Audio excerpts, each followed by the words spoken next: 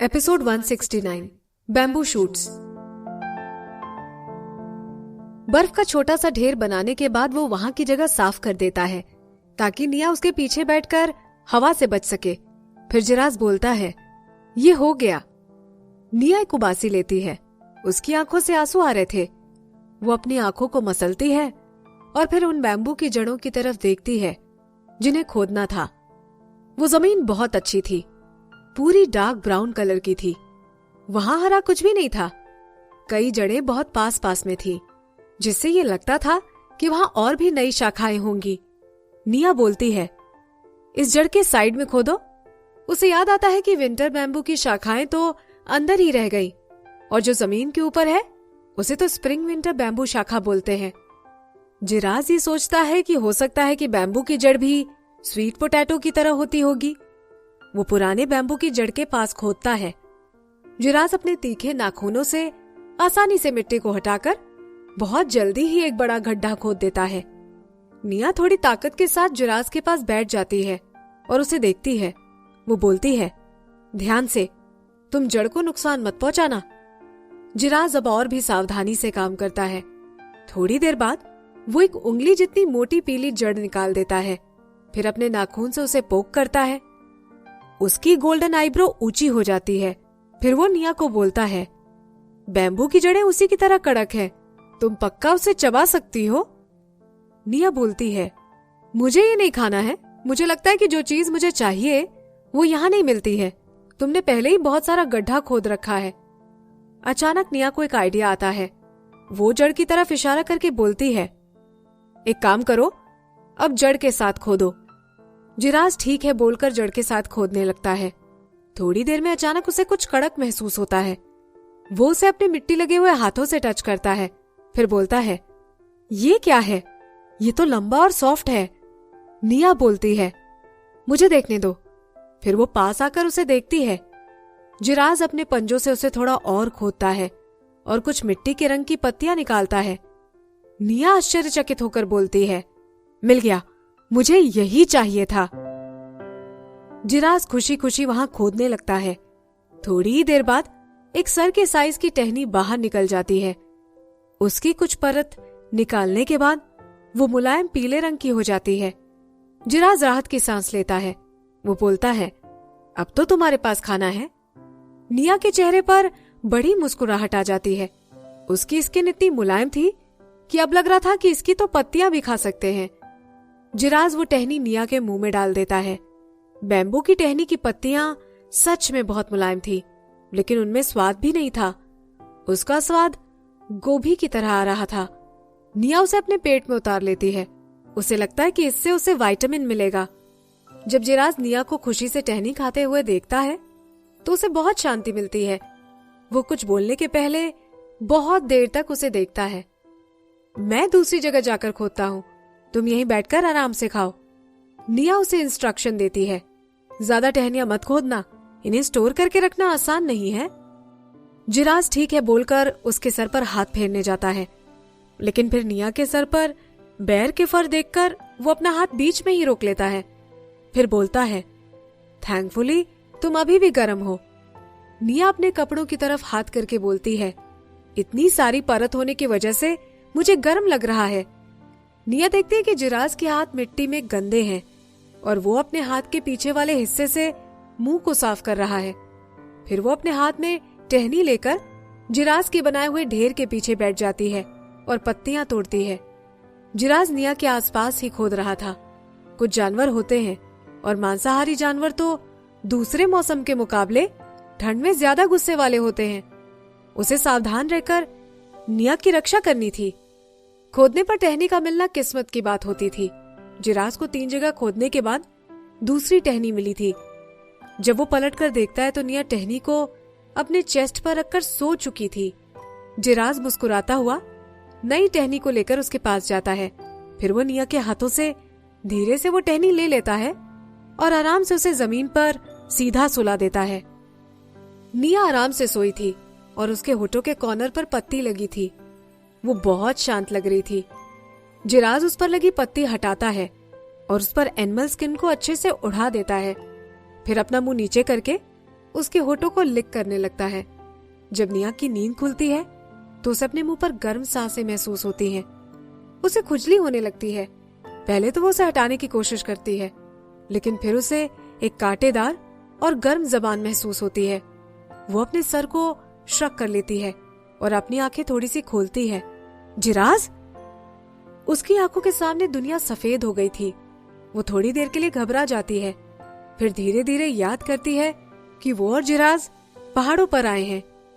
निया के फोर्स को अनदेखा करते हुए वो लगातार उसके होठों को लिक करता रहता है। वो बहुत ही आराम से कर रहा था, क्योंकि उसको याद था कि पिछली बार कैसे निया का चेहरा लाल हो गया था। निया बोलती है, ये तुम क्या कर रहे हो? जिराज अब तो और उत्साह से लिक करने लगता है। जब जिराज ने पूरी बैम्बू बास्केट की टहनियों से भर लिया था, तब वो देखता है कि निया का चेहरा अब बर्फ जैसा सफेद हो गया है और उसके मुंह पर फ्रॉस्ट की परत भी जम गई है। वो उसे देखकर दंग रह जाता है और तुरंत ही पशु मानव बनकर उसके फेस को लिक करने लगता है। फिर उसे गर्म होने में थोड़ा समय लगता है। वो हल्के से अपना पेट निया के मुंह पर रखता है। जब निया उठती है तो उसे अपने मुंह पर बाल महसूस होते हैं। वो जिराज के पेट के बाल थे। निया बोलती है, तुमने टहनियां खोद ली? फिर मुझे उठाया क्यों नहीं? उसकी स्किन हवा में इतनी ड्राई और टाइट हो जाती है कि उसे दर्द होने लगता है। वो तुरंत ही अपना मुंह एनिमल स्किन से ढक लेती है। जिराज इंसान बन जाता है और निया को अपनी बाहों में ले लेता है। अब मैं तुम्हें ठंड में कभी बाहर नहीं लेकर आऊंगा, तुम बर्फ जैसी हो गई हो। निया कंफ्यूज होकर अपना फेस टच करके बोलती है, नहीं, बिल्कुल नहीं, मुझे कुछ महसूस क्यों नहीं हो रहा है। उसका सिर्फ चेहरा थोड़ा दर्द कर रहा था। अब उसे पता चल गया था कि ये मौसम उसके बाहर जाने के लिए सूटेबल नहीं है। मॉइस्चराइजर के बिना उसकी स्किन ये ठंडा और कठोर मौसम बर्दाश्त नहीं कर सकती है। ऐसा लगता है कि यहाँ की फीमेल्स की रूखी स्किन के लिए कोई वैज्ञानिक व्याख्या है। इतने हार्श मौसम में कोमल प्रजाति इतनी सुंदर ग्रो करती है, ये सोचकर निया को झटका लगता है। निया बोलती है, ठीक है, फिर जल्दी चलो। वो अपने हाथों को जमीन पर रखकर उठती है और उसकी हड्डियां कठोर हो गई थी। वापस जाते वक्त जिराज को बैम्बू बास्केट भी उठाना था, इसीलिए वो पशु मानव का रूप नहीं लेता है। वो अपनी पीठ पर बास्केट रखकर और साइड में निया को उठाकर सिर्फ अपने 2 पैरों पर ही चल सकता था। अभी तक तो शहर की बड़ी सड़कें साफ हो गई होंगी। जब वो लोग घर पहुंचे, करणवीर दरवाजे पर बर्फ ही साफ कर रहा था। उन लोगों को देखकर करणवीर बाकी की बर्फ साइड में कर देता है और बोलता है, काफी लेट हो रहा है, मैं जाकर शिकार करके आता हूं। जिराज अपना सर हिलाता है और फिर निया को लेकर अंदर चला जाता है। अब निया के लिए घर पर काफी खाना हो गया था। जिराज निया के लिए छोटे पंख वाले पक्षी बैम्बू की टहनी के साथ बनाता है और साथ में टहनी की पत्तियों को भी सब्जी की तरह पॉट में डाल देता है। फिर वो फंगस और अंडे भी डाल देता है, जिससे कि बहुत अच्छी खुशबू आने लगती है। ऐसे तेज बर्फबारी के मौसम में निया बड़ी संतुष्टि के साथ और गर्म स्टीम बोट खाती है। तापमान कम और कम होता जा रहा था। पलक झपकते ही 1 महीना निकल जाता है। नदी पर एक मोटी बर्फ की परत जमा हो जाती है। अब निया बेडरूम से ज्यादा बाहर नहीं निकलती है।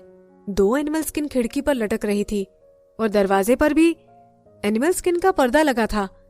घर के अंदर आग भी जलती है, तो बाहर के मुकाबले अंदर काफी गर्मी थी। निया पूरी तरह से ठीक हो गई थी। प्रेगनेंसी की वजह से जो वो फैट हो गई थी, वो भी अब अपनी ओरिजिनल जगह पर आ गया था। वो ग्राइंडिंग स्टोन के पास नीचे बैठकर गड्ढे में झांकती है। जिराज खाना लेकर आता और बोलता है, निया। जब वो देखता है कि निया नीचे बैठकर गड्ढे में झांक रही है, तो वो जलन की वजह से अपनी पूंछ हिलाता है। निया सीधे होकर जिराज की तरफ पलटकर बोलती है, मुझे अपने अंडों की याद आ रही है। जिराज बाहर झांकता है और फिर बोल को ग्राइंडिंग स्टोन पर रख देता है। फिर वो बोलता है, नागाल ने कहा था कि वो ठंड का मौसम खत्म होने के बाद तुम्हारे बेबी स्नेक्स को लेकर आएगा, अब जल्दी से खा लो।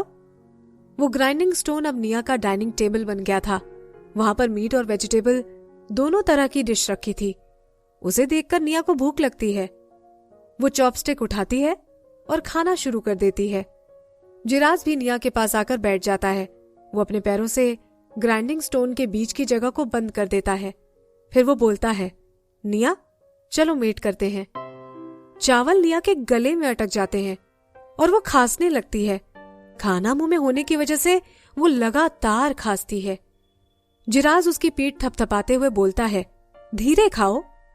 वो आगे बोलता है, तुमने पहले कहा था कि तुमने अभी ही जन्म दिया था, इसीलिए तुम अभी मेट करने की हालत में नहीं हो, लेकिन अब तो आधा ठंड का मौसम गुजर चुका है, अब तो तुम ठीक हो ना।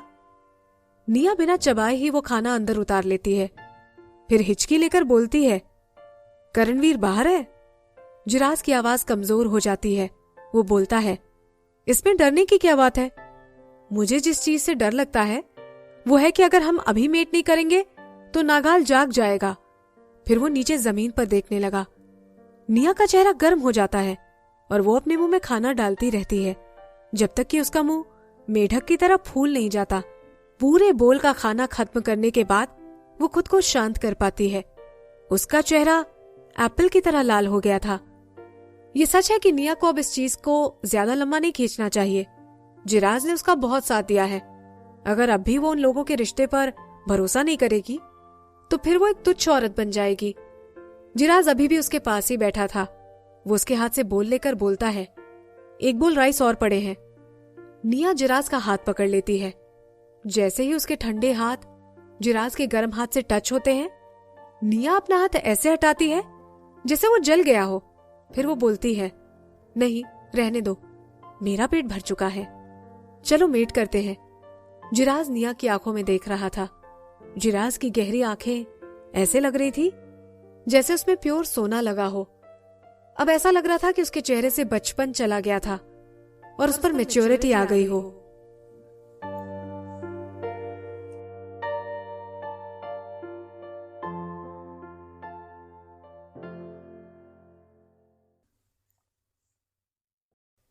Episode 170 let's meet. निया की धड़कनें तेज चलने लगती हैं। वो अपना सर ऐसे हिलाती है जैसे वो उस पर मोहित हो गई हो। उस समय वो गोल्डन आंखें ऐसी लग रही थी मानो वो सनलाइट से चमक रही हो और जला देने वाली लाइट छोड़ रहा हो। जिराज मुस्कुराकर एक हाथ निया के घुटनों के पीछे रखता है और दूसरा हाथ निया की पीठ पर रखता है और उसे उठाकर घास वाले नेस्ट में ले जाता है। निया बोलती है, एक मिनट रुको। निया की धड़कनें पहले से भी ज्यादा तेज हो गई थी। वो घबराकर जिराज की तरफ देखती है। जिराज नेस्ट के पास जाकर रुक जाता है और उसकी तरफ देखता है। जिराज के देखने पर वो इतना घबरा जाती है कि उसे लगता है जैसे उसे सांस लेने में परेशानी हो रही हो। एक मच्छर गुनगुनाता हो उतनी ही आवाज में निया बोलती है, मुझे नहाना है। जिराज ठीक है बोलकर उसे आराम से नीचे उतार देता है। अगले ही पल जैसे किसी ने फास्ट फॉरवर्ड का बटन दबा दिया हो, वो जल्दी से पलटता है और वहां से चला जाता है। जब निया पलटकर देखती है, कमरे में कोई भी नहीं था। जिराज बोलता है, जल्दी से लकड़ी जलाओ, निया को नहाना है। वो स्टोन बेसिन लेकर तुरंत बाहर जाता है और बर्फ के टुकड़े भर के ले आता है। करणवीर लकड़ी लगाते हुए बहुत चुप था। वो इतना चुप था कि अगर तेज आग वहां ना होती तो ऐसा लगता कि वो एग्जिस्ट ही नहीं करता है।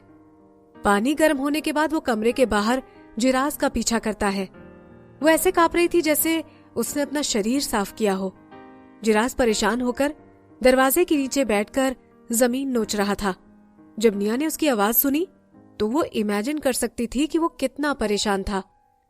जब वो सोचती है कि कैसे करणवीर अभी भी उन्हें मेन रूम में देख रहा है, उसे इतनी शर्मिंदगी होती है कि वो लाल हो जाती है। निया अपने चेस्ट को ढककर दरवाजे पर बोलती है, तुम्हें भी नहा लेना चाहिए। जिराज बोलता है, ठीक है। जिराज का जवाब सुनने के बाद निया को बाहर से कोई आवाज नहीं आ रही थी। उसकी धड़कनें तेज हो जाती हैं। तभी उसे बाहर से आवाज आती है। निया जल्दी से खिड़की पर जाती है और पर्दा हटाकर देखती है। वहां एक तेंदुआ बर्फ की नदी में छलांग लगा रहा था। उसे बर्फ की लेयर में एक छेद दिखाई देता है। उसके कूदने के बाद वहां तेंदुए का कोई अता पता नहीं था। थोड़ी देर बाद वहां से एक तेंदुए का सिर बाहर आते हुए दिखाई देता है। निया को सिर्फ उसे देखने में ही ठंड लग रही थी। खिड़की में से ठंडी हवा अंदर आ रही थी। उससे निया के रोंगटे खड़े हो जाते हैं। फिर वो जोर से चिल्लाती है, ठीक है, जल्दी आ जाओ। दूर से आवाज आती है, मैं आ रहा हूं। जिराज गुर्राता है और फिर बर्फ की लेयर पर कूद जाता है। वो तेजी से तैरता है और पानी के प्रेशर की वजह से अपने फर धोता है। फिर वो इंसान का रूप ले लेता है और अपनी स्किन धोता है। थोड़ी सी ठंड लगने पर निया की बॉडी ऐसी हो जाती है मानो अभी बर्फ की तरह जम ही जाएगी। वो अपने कंधे पकड़कर गर्म पानी के बेसिन के पास जाती है और अपनी बॉडी साफ कर लेती है। पानी भी हवा की वजह से ठंडा हो गया था और उसे टच करते ही निया को भी ठंड लगी। ये सफाई का काम उसके लिए दुख का कारण बन गया था। निया जल्दी से नहाकर बिना कुछ पहने ही ब्लैंकेट में घुस जाती है। फिर वो बॉल की तरह कर्ल हो जाती है और कांपती है। जिराज ठंड में लिपटा हुआ वापस आता है। फिर वो इंसान का रूप ले लेता है, जिसकी वजह से उसकी बॉडी और फर का पानी नीचे गिर जाता है। सिर्फ उसके सर के बाल ही गीले थे। जिराज बोलता है, निया, मैंने नहा लिया है। इतना बोलने के बाद वो एनिमल स्किन से बना ब्लैंकेट खींच लेता है। वो ब्लैंकेट कुकून बन जाता है। साफ दिखाई दे रहा था कि वो कांप रहा है। फिर ऊपर से बिगड़े हुए बाल वाला सर बाहर निकालता है। ऐसा लग रहा था कि वहां घुटन भरा माहौल है। निया को सांस लेने में तकलीफ हो रही है।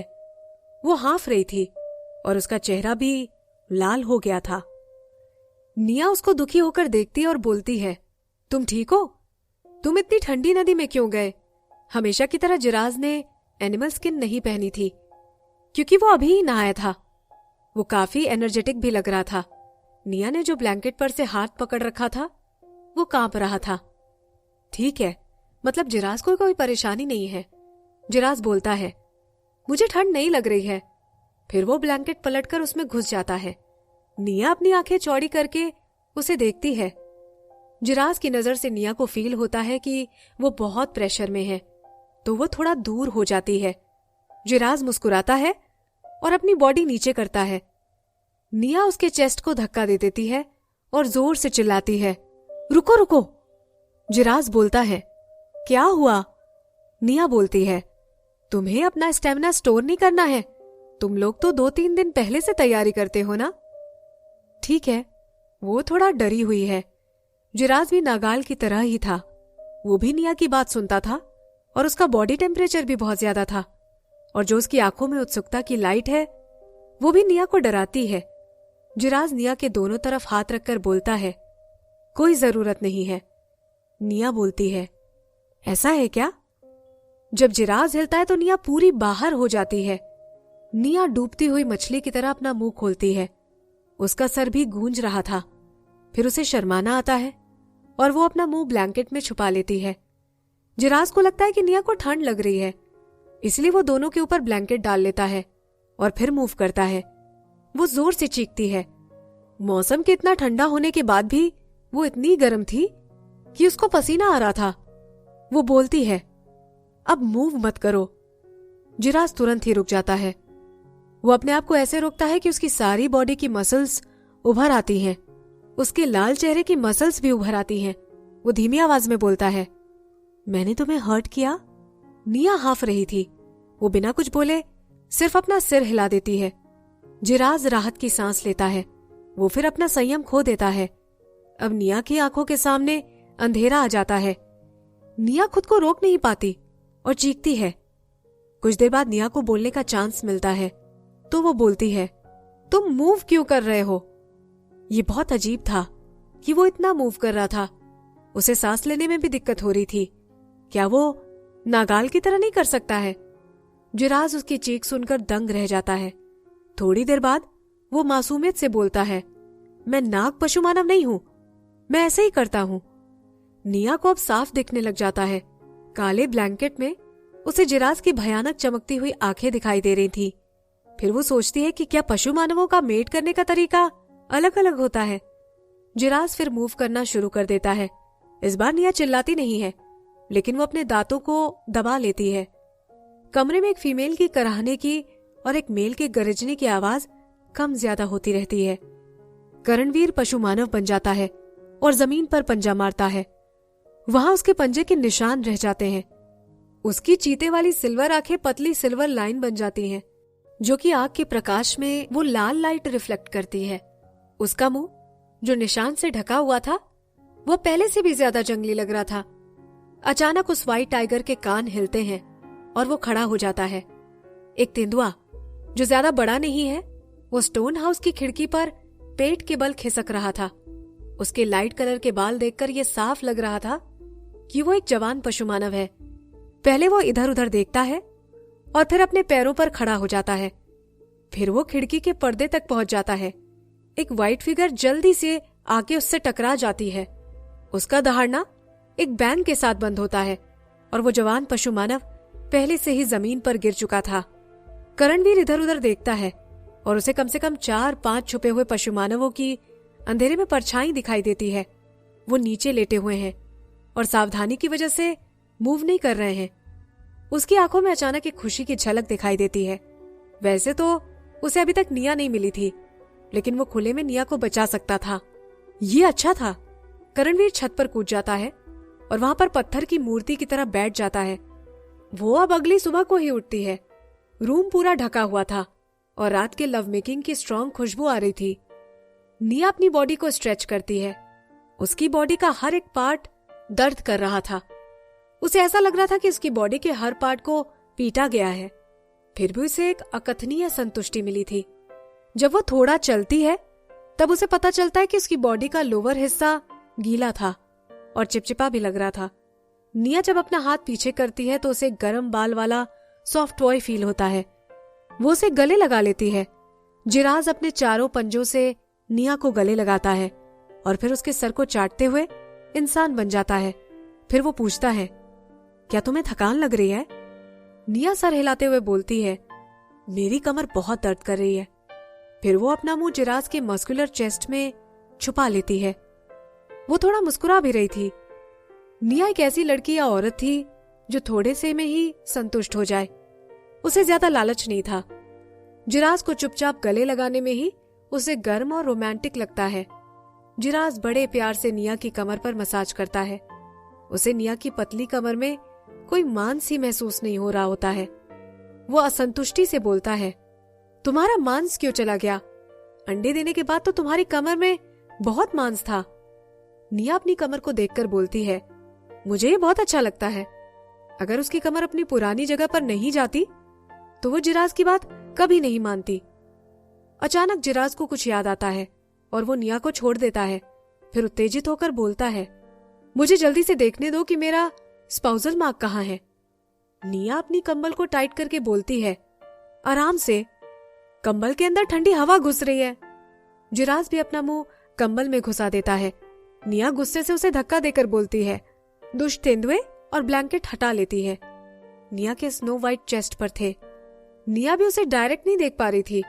वो तो सोच भी नहीं पा रही थी कि जब नागाल स्पाउसल मार्क को देखकर कैसे रिएक्ट करेगा। क्या उसे थोड़े दिन जिराज को कहीं छुपा देना चाहिए? ये बहुत जरूरी था। जिराज निया को अच्छे से ढककर डांटता है, तुम कितनी लापरवाह हो, अभी तुम्हें ठंड लग जाएगी और बीमार हो जाओगी। निया कांपते हुए एनिमल स्किन को टाइट खींचती है। फिर वो जिराज को बोलती है, चलो कपड़े पहन लेते हैं, मेरे कपड़े लेकर आओ। जिराज ठीक है बोलकर उठ जाता है। बाहर से करणवीर की आवाज आती है। निया को बहुत शर्म आ रही थी और वो अपना आधा मुंह ब्लैंकेट में छुपा लेती है।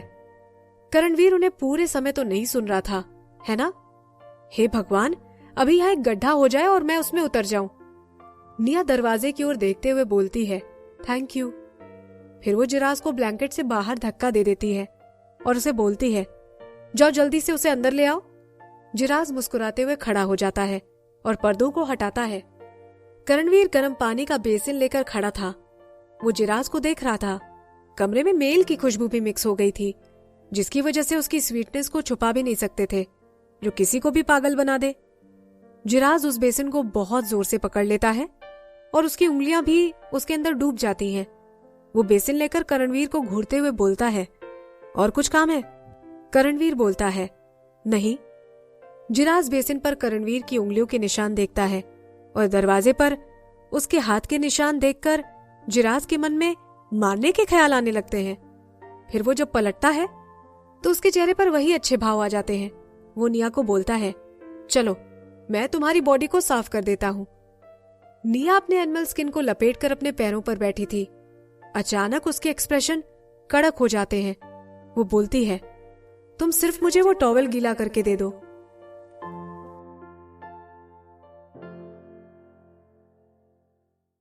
Episode 171 a thief. जिराज चिंतित होकर पूछता है, क्या बात है? निया बोलती है, कुछ नहीं। जिराज सोचता है कि अगर वो ब्लैंकेट में हाथ डालेगा तो भी उसमें ठंड चली जाएगी। वो ज्यादा जबरदस्ती नहीं करता है और निया को टॉवेल गीला करके दे देता है। निया को नहाने में मदद करके और फिर कपड़े पहन लेता है। फिर अपने पेट पर हाथ फेर कर बोलता है, मुझे भूख लगी है। ठंड में मेल्स का एक्टिविटी लेवल कम होता है और इसीलिए वो खाना भी कम खाते हैं। वो 2 से 3 दिन में एक बार खाते हैं।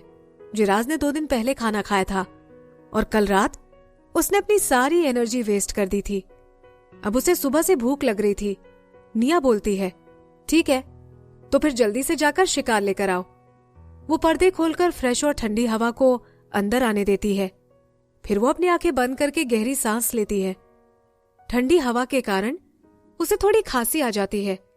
जिराज आकर उसे पीछे से पकड़ लेता है और फिर उसकी पीठ थपथपाता है ताकि वो ठीक से सांस ले पाए। फिर वो बोलता है, नहीं, मैं शिकार करने से पहले तुम्हारे लिए खाना बनाकर जाऊंगा। निया पलटकर उसे देखती है, फिर मुस्कुराकर बोलती है, ठीक है, तुम भी थोड़ा खाकर ही जाना ताकि थोड़ी एनर्जी आ जाए। ये सुनकर जिराज को बहुत अच्छा लगता है। वो निया को उठाकर बाहर चला जाता है। कुछ दिन पहले जिराज ने मीट ट्रेड करके 5 जार सॉल्ट लिया था। करणवीर आग के पास बैठकर अपना सर ऊपर करता है और निया की तरफ देखता है। निया को करणवीर को देखकर अजीब लगता है। वो अपनी नजर उससे हटा लेती है। जिराज निया को आग के पास बैठा देता है और फिर धीरे से पूछता है, तुम क्या खाना पसंद करोगी? निया थोड़ी देर चुप रहती है और फिर बोलती है, मुझे ब्रेस्ड चिकन खाना है।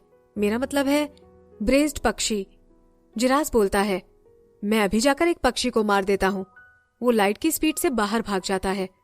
वो इतनी तेज दौड़ लगाता है कि उसकी पूंछ भी हवा में उड़ती है। ये देखकर निया हंसने लगती है। वो करणवीर की तरफ देखती है और हंसना बंद कर देती है। वो खांसने का नाटक करके बोलती है, तुम कल रात को अच्छे से सोए थे? करणवीर तुरंत बोलता है, हाँ, बहुत अच्छे से। निया थोड़ी राहत की सांस लेती है। इसका मतलब है कि जो उसे नहीं सुनना चाहिए था वो उसने नहीं सुना, है ना? मैंने और जिराज ने ज्यादा जोर से आवाज निकाली ही नहीं, इसलिए से मेन रूम में आवाज सुनाई नहीं दी, है ना? उसके बाद जैसे ही उसने कुछ बताया, निया सीधे हेवन से हेल में गिर गई। करणवीर सीरियसली बोलता है, जब तक तुम्हारी मीटिंग खत्म हुई तब तक अंधेरा हो चुका था, इसीलिए मैं आराम से सो पाया था। निया का फेस फ्रीज हो गया था।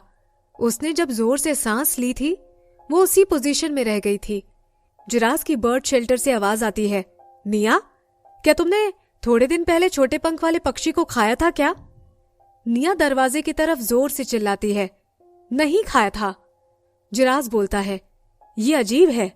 वो नीचे बैठकर सूंघता है। उसके मुंह पर गंदे एक्सप्रेशन आ जाते हैं। जैसे कल जिराज ने मेट किया था वैसे ही आसपास के पशु मानवों की बदबू आ रही थी। पहले जिराज उसे सूंघता है, फिर जमीन पर अपने पैर घिसने लगता है। जिराज साफ करके एक पक्षी लेकर आता है। निया पूछती है, बर्ड शेल्टर का क्या हुआ? जिराज बोलता है, वहां एक पक्षी गायब था। मुझे लगता है मैंने गलत समझा था। ऐसा लग नहीं रहा था कि इससे उसे कोई फर्क पड़ रहा था। वो अपनी आंखें घुमाकर बोलता है, पशु मानवों की खुशबू हमारे घर के चारों ओर है। मैं उसे बाद में कवर करूंगा। वैसे भी निया बोर हो रही थी। वो अपना बैम्बू बास्केट उठाती है और बाहर जाने लगती है। मैं जाकर देखती हूँ और वहां से अंडे भी ले आऊंगी। जिराज और करणवीर दोनों एक दूसरे को देखते हैं। फिर जिराज खाना बनाने के लिए वहीं रुकता है और करणवीर निया के पीछे जाता है। जब वो पक्षी बड़े हो जाते हैं तो हर 2 दिन में एक अंडे देते हैं। जब ठंड होती है तो वो कम देते हैं, लेकिन फिर भी हर 3-4 दिन में एक बार तो दे ही देते हैं। वहां पर 20-30 पक्षी थे जो हर हफ्ते 40 से 50 अंडे दे देते हैं। निया बर्ड शेल्टर में जाती है और पहले नेस्ट में जाकर अंडे ढूंढती है। सभी पक्षी रो रहे थे, लेकिन करणवीर को देखकर उनकी निया को परेशान करने की हिम्मत नहीं हुई, जिसमें हमला करने की कोई ताकत नहीं थी। पालतू चिकन से अलग ये लोग गुस्से वाले होते हैं। वो लोग क्षेत्रीय होते हैं और उनके नेस्ट भी अलग होते हैं। निया एक पक्षी का पीछा करती है, लेकिन उसे वहां कोई भी अंडा नहीं मिलता है। ये देखकर निया को अजीब लगता है। उन पक्षियों के अंडे हमेशा ही एक जगह रहते हैं और निया कभी भी सारे अंडे एक साथ नहीं लेती है, वो हमेशा एक वहीं पर छोड़ देती है।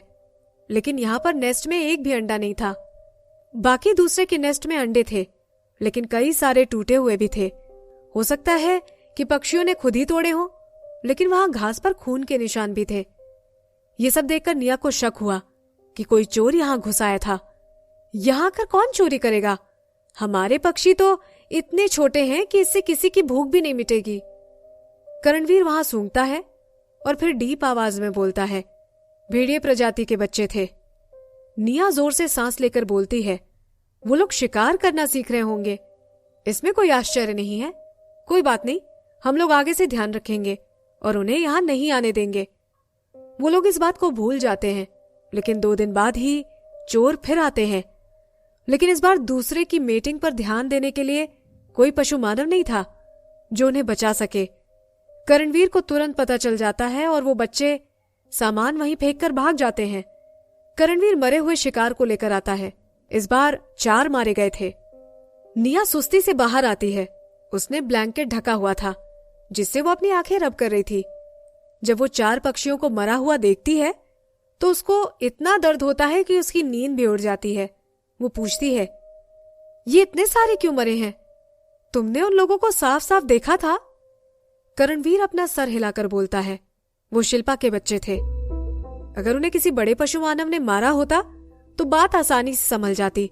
वो उन्हें मार देता और बात खत्म हो जाती। वो लोग बच्चे हैं और पशु नगर में बच्चों को मारना जुर्म था। औरतों के बाद दूसरे नंबर पर बच्चे ही आते थे, क्योंकि वही भविष्य की उम्मीद थे। निया को अचानक गुस्सा आता है। वो इतने गुस्से में थी कि उसका चेस्ट भी लगातार हिल रहा था। वो बोलती है, इन्हें जरूर बड़ों ने ही सिखाया होगा। चीतों का महल यहाँ से काफी दूर है, तो उनके बच्चे जिन्होंने अभी ही दूध पीना बंद किया है, वो यहाँ कैसे आ सकते हैं? हमें ये चीज भूलनी नहीं चाहिए। जिरास गुर्राता है, मैं अभी उनके पिताजी के पास जाता हूँ और लड़ने के लिए ललकारता हूँ। निया बोलती है, तुम उनके पिताजी से क्यों लड़ने जा रहे हो? जिरास गुर्राना बंद करता है और बोलता है, मैं और क्या कर सकता हूँ? मैं बच्चों से तो नहीं लड़ सकता हूँ। निया बोलती है, तुम उनसे मुआवजे की बात करो। जिरास और करणवीर दोनों के मुंह बंद हो जाते हैं। ऐसा लग रहा था कि वो दोनों हंसना चाहते थे। करणवीर जब अपनी हंसी रोकता है तो उसके होठ हिलते हैं। जिरास निया के सर पर हाथ फेरकर बोलता है, ये सब तुम्हें किसने सिखाया? ये एक क्षेत्रीय लड़ाई है, हम उनका पीछा करके उन्हें मार सकते हैं। लेकिन तुम्हें ये आइडिया कैसे आया कि खाने के लिए उनसे मुआवजा मांगे? बल्कि अभी मैं बाहर जाकर पक्षी पकड़ सकता हूँ, क्योंकि ठंड के मौसम में ये ज्यादा मूव नहीं करते हैं। निया दुखी हो जाती है। वो जिरास को मारना नहीं चाहती थी। जिरास शिल्पा के साथी को भी नहीं मार सकता था, क्योंकि वो 3 स्ट्राइप पशु मानव था। क्या वो इसी तरह इस नुकसान को बर्दाश्त कर लेंगे? निया को इतना गुस्सा आ रहा था कि उसकी आंखों से आंसू निकलने लगते हैं। फिर वो अपना पैर जोर से पटक कर बोलती है, मुझे नहीं पता, मुझे मुआवजा चाहिए। उसे देखकर जिरास को बुरा लगता है। ठीक है, हम उनसे मुआवजा लेंगे। ये बोलकर जिरास निया की तरफ देखकर इशारा करता है कि वो निया को उसके हवाले छोड़कर जा रहा है। जिरास सर हिलाता है। जिरास जाते जाते उन मरे हुए पक्षियों को भी उठाकर ले जाता है। निया बोलती है, वो सच में चला गया। चलो देखते हैं क्या होता है।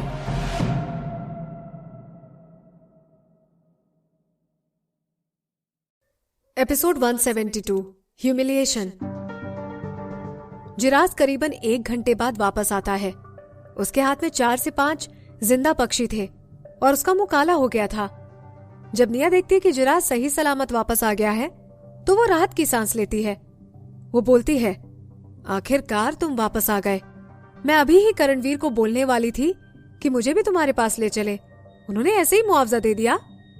जिरास बोलता है, उन मरे हुए पक्षियों पर से उनके बच्चों की खुशबू आ रही थी, इसलिए वो इल्जाम को झूठा साबित नहीं कर पाए थे। फिर वो स्टोन ब्लेड लेकर बुरी तरह से उन पक्षियों के पंख काट देता है। वो पक्षी जोर से रोने लगते हैं और उनकी बॉडी से खून भी निकल रहा था। निया जिरास की तरफ देखती और बोलती है, उन्होंने क्या बोला? जिरास के होठ ठंड से मुड़ गए थे और उसकी आंखों में खून सवार था। शिल्पा बोलती है, ठंड का मौसम है और शिकार करना भी मुश्किल होता है, लेकिन तुम लोगों को इतना खाना भी नहीं मिल रहा है। उसकी आवाज बर्फ वाली ठंडी हवा से भी ज्यादा तीखी थी। फिर वो अपने साथियों को बोलती है, जाओ और इनके लिए कुछ पक्षी लेकर आओ। हम इन्हें मुआवजे में 8 पक्षी देंगे। ये बड़ी दुख की बात है कि ये लोग इतना खाना भी नहीं ढूंढ पाते हैं। जिराज इतने गुस्से में था कि उसके पंजों में खुजली हो रही थी। चीतों के महल पर उसे काफी देर इंतजार करना पड़ा था। फिर जब शिल्पा के साथी उसके लिए 8 पक्षी लेकर आए तो उसमें से वो 4 ही उठाता है और गुस्से से निकल जाता है। वो नहीं चाहता था कि निया को बेइज्जती के बारे में पता चले, इसीलिए वो कुछ नहीं बोलता और खून बह रहे उन पक्षियों को लेकर उठ जाता है। वो बोलता है, मैं इन्हें जाकर बर्ड शेल्टर में टांग देता हूँ। निया बोलती है, ये जो पक्षी हैं जिन्हें अभी पकड़ा है ये अंडे नहीं देंगे बल्कि भागने की कोशिश करेंगे। हमने इन्हें भागने से बचाना होगा। निया अभी भी दुखी थी कि कहीं ये भागने के लिए कुछ ना करें। क्यों ना हम वहां जाल बिछाकर उन बच्चों को डरा दे। जिराज उन पक्षियों को लटका देता है और फिर बर्फ लेकर दीवार पर अपने हाथ घिसता है। वो आकर बोलता है, निया काफी देर हो गई है, चलो चलकर सोते हैं।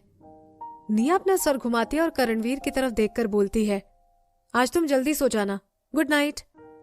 जिराज बिना एक्सप्रेशन के बोलता है, गुड नाइट। निया को बेडरूम में घुसते देखकर उसके चेहरे पर स्माइल आ जाती है।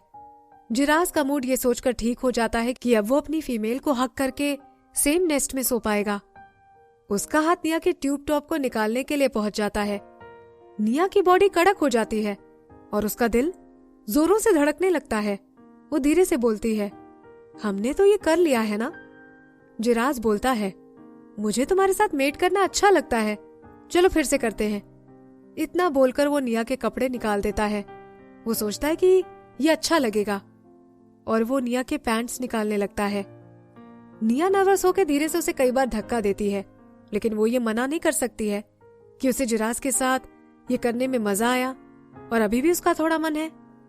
इसीलिए जिराज के उत्सुक होकर पहल करने पर वो ज्यादा मना नहीं कर रही थी और वो जल्दी ही हार मानकर उसे अपने मन की करने की इजाजत दे देती है।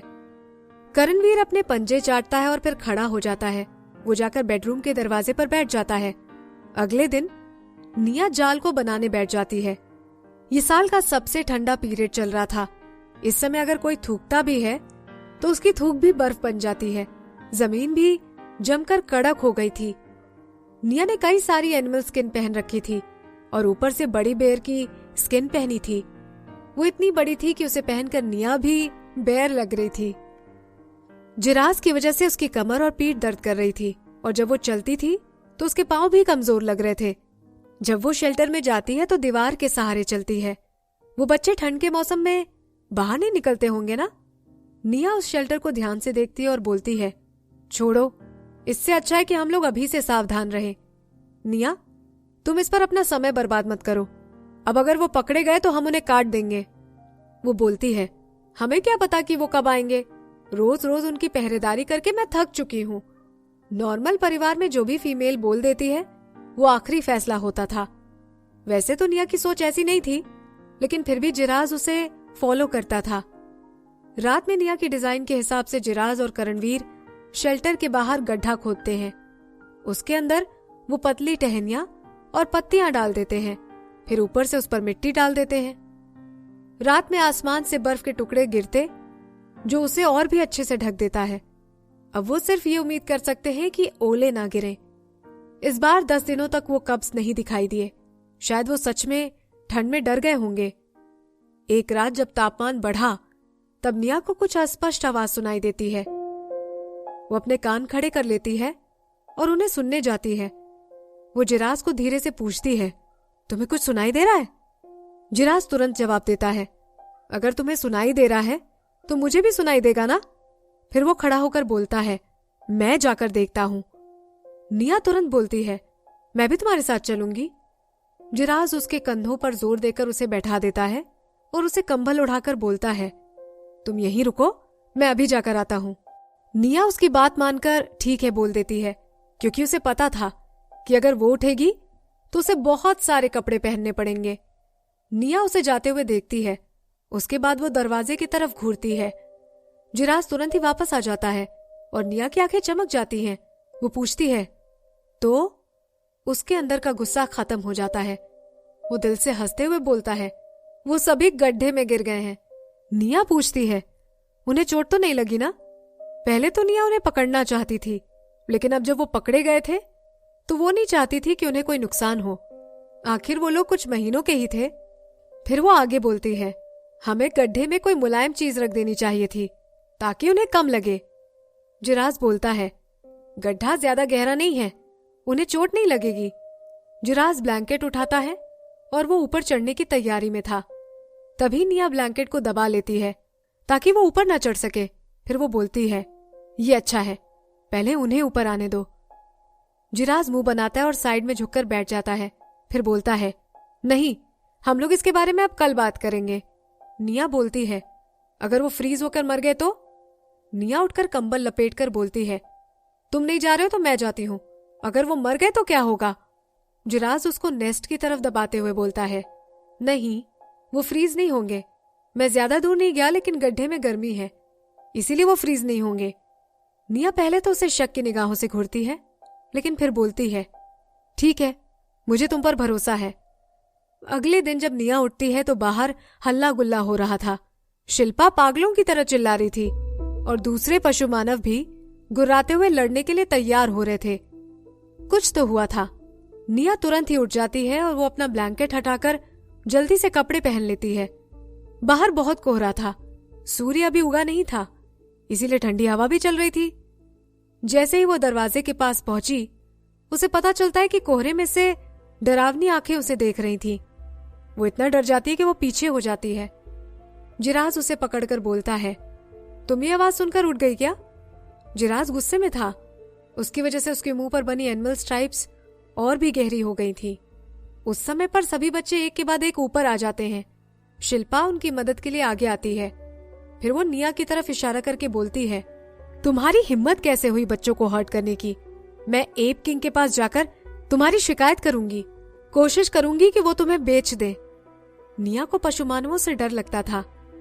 ये वैसा ही डर था जो एक कमजोर को स्ट्रांग आदमी से लगता है, लेकिन उसे शिल्पा से बिल्कुल भी डर नहीं लगता था।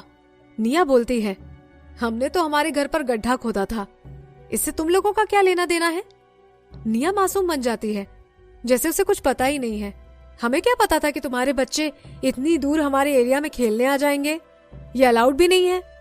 करणवीर साइड में खड़ा अपनी मूछें घुमा रहा था। वो स्ट्रेट करने की कोशिश कर रहा था। ये इतनी क्यूट कैसे हो सकती है? उसके एक्सप्रेशन बहुत ही अच्छे हैं। मैं उसे ये वापस करते हुए देखना चाहता हूँ। निया की बात सुनने के बाद सभी पशु मानव आपस में ही डिस्कस करने लगते हैं।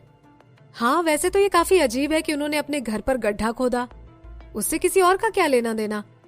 वो बच्चे यहाँ इतनी दूर क्यों आए? खाना चुराने? कोई बोलता है, शायद। दूसरा बोलता है, भगवान, शिल्पा के बच्चे यहाँ खाना चुराने आए थे। उसके इतने सारे आदमी होने के बाद भी उसके पास अपने बच्चों के लिए खाना नहीं है। उसके आदमी किसी काम के नहीं है। सभी शिल्पा के आदमी को तिरस्कार की नजरों से देखने लगते हैं। उन लोगों की बातें सुनकर शिल्पा को बहुत गुस्सा आता है। वो उन बच्चों को नीचे फेंक देती है। इन बच्चों की वजह से हमारी कितनी बदनामी हो रही है। उसके मेल्स को और भी अपमान लगा। वो अपनी फीमेल के लिए खाना भी नहीं ला सकते। शिल्पा अपने बच्चों को निया को परेशान करने के लिए इस्तेमाल कर रही थी। उसका वार उसी पर उल्टा पड़ गया था। ऊपर से उसकी बदनामी अलग से हो गई थी। शिल्पा बोलती है, देखो निया। उसके चेहरे पर शत्रुता साफ दिखाई दे रही थी, जो एक फीमेल की जेंटलनेस से बिल्कुल रहित थी। वो बोलती है, तुम्हें इसके लिए पे करना पड़ेगा। करणवीर तुरंत समझ जाता है कि शिल्पा रौब झाड़ रही है। वो निया के पास जाता है और बाहर खड़े पशु मानव को गुस्से से देखता है। जिराज के नाखून जल्दी से लंबे हो जाते हैं। फिर वो उसके सामने खड़ा खड़ा ही पशु मानव बन जाता है। निया जिराज को दूर हटा देती है और शिल्पा की तरफ मुस्कुरा कर बोलती है, मुझे तुम पर भरोसा है। तुम इतने समय से यही तो कर रही हो, है ना? ये सुनकर शिल्पा चुप हो जाती है। उसे इतना गुस्सा आता है कि उसका चेहरा लाल हो जाता है। फिर वो अपने बच्चों को न ज्यादा जोर से और न ही धीरे से धक्का मारते हुए बोलती है, चलो। काले भेड़िए के बच्चे जमीन पर रोल हो जाते हैं। जब वो खड़े होते हैं तो पूरे बर्फ से ढक जाते हैं। वो अपनी बॉडी को हिलाकर साफ करने से पहले अपनी माँ के पीछे भागते हैं। निया अपने होठ हिलाते हुए बोलती है, मेरे पास तो बोलने के लिए कुछ भी नहीं है। वैसे तो निया को पता नहीं था कि शिल्पा ने जिराज की कैसे बेइज्जती की थी, लेकिन उसने अनजाने में ही अपना बदला ले लिया था। जिराज निया के सर को छूता है। उसकी स्किन की ठंडाई देखकर जिराज की आईब्रोज आपस में टाइट हो जाती हैं। वो उसे उठाकर बेडरूम की तरफ जाने लगता है। तुम इतने कम कपड़े पहनकर क्यों आ गई? तुमने ठीक से आराम भी नहीं किया है। अब जाकर थोड़े समय सो जाओ। निया बोलती है, मुझे वापस नींद नहीं आती। उस समय जल्दी जल्दी में मुझे जो कपड़े मिले मैं उन्हें पहनकर बाहर आ गई। फिर वो अपने हाथ जिराज के चेस्ट पर दबाते हुए बोलती है, ये तुम्हें ठंडे लग रहे हैं ना? जिराज उसे नेस्ट में सुलाते हुए प्यार से बोलता है, नहीं लग रहे हैं। निया अपना एनिमल स्किन से बना ब्लैंकेट उठाकर लपेट लेती है और फिर अपनी आदत के अनुसार उस स्टोन मिल की तरफ देखती है। जो घास का ढेर वहां रखा था वो अब गायब हो गया था। निया झटके से अपने ख्यालों से बाहर निकलती है। नागाल जाग गया है, लेकिन बाहर तो अभी भी ठंड है। फिर वो उठकर स्टोन मिल के पास जाती है और उस गड्ढे में देखती है। वहां पूरा अंधेरा था और उसे कुछ दिखाई भी नहीं दे रहा था। शायद शिल्पा के शोरगुल करने से नागाल जाग गया होगा। वो नींद में होने के बावजूद भी काफी चौकन्ना रहता है। फिर निया उस मिल को वापस फ्रेश घास से ढक देती है और फिर बोलती है, ठंड का मौसम जाने ही वाला है। मुझे उम्मीद है कि तब तक नागाल उन अंडे में से बच्चे निकाल ही देगा। जिराज इस बात से दुखी था क्योंकि जब नागाल जाग जाएगा तो जिराज हर दिन निया को गले लगाकर नहीं सो पाएगा। जिराज बोलता है, मौसम गर्म है, ये हर दिन और गर्म होता जाएगा। निया अपने नाखूनों को स्टोन मिल पर बजाती है जिससे क्रैकिंग आवाज निकलती है। उसे सुनकर किसी की भी दांत पीसने का मन करता है। फिर वो कांपती है और अपने हाथ रब करते हुए बोलती है, मुझे उन्हें देखना है। जिराज अपने मन की जलन को कम करते हुए बोलता है, वो अब किसी भी समय बाहर आ सकते हैं, तुम उसे परेशान मत करो। निया उसकी बात मानकर अपना सर हिलाती है। करणवीर दरवाजे की तरफ देखता और बोलता है, आग जल चुकी है, आज हम लोग क्या खाने वाले हैं? निया अपनी सारी निगेटिव फीलिंग्स को अलग कर देती है और फिर खुद के चेहरे पर पोक करती है ताकि वो मुस्कुराए।